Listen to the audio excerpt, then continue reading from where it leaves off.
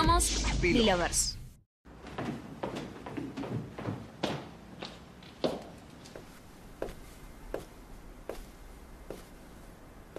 Pozvat ćeš me u sobu bez večera ako ti kažem da treba malo samoće. Svi smo razgovarali o svemu. Da, ali tada sam bila dijete.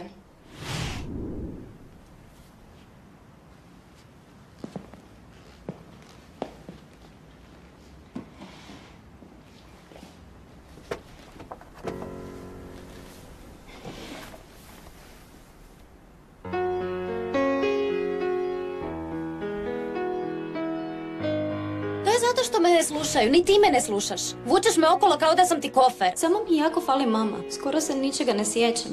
Ne želim je zaboraviti. Za tebe, to sam pokušavao izbjeći. Da budem sretna? Ne, nego to da živiš u prošlosti.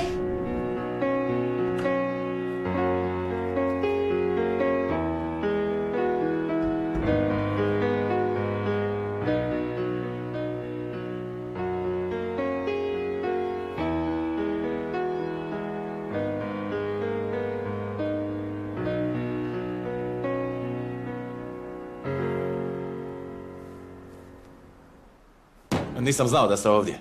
A ja se ne sjećam da vi... Mislim, nisam znala da svirate klavir. Neke note, samo znam par nota. Bolje da odem razgovarati s Violetom. Nadam se da ćete imati više sreće. Ne znam što bih joj rekao. Jeste li joj probali reći istinu? To je uvijek najbolji izbor. Ne kažem da inače lažete. Ili?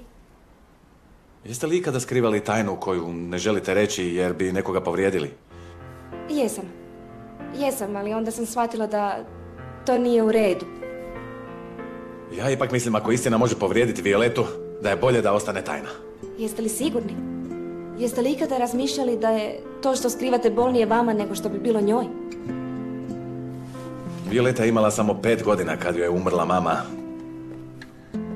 Tražila je svoju majku svugdje, uvijek je ispitivala gdje je. Nisam znao što da učinim, pa sam zaključio da je najbolje odvesti je daleko od svega što podsjeća na Mariju. Kao njezine obitelji? Kako njezina obitelj nije... Zašto nisu poduzeli nešto? Vi ne možete zamisliti kako je vidjeti vlastitu kćer da plače. Da, ali plakati nije nužno loše. Violeta treba majku. To je to što joj treba. Trudio sam se koliko sam mogao da preuzmem tu ulogu, ali nije mi uspjelo i to me boli. Violeta vas voli. Isto koliko i vi nju. Kada ste joj to zadnji puta rekli? Šta je bilo? Idem razgovarati s Violetom.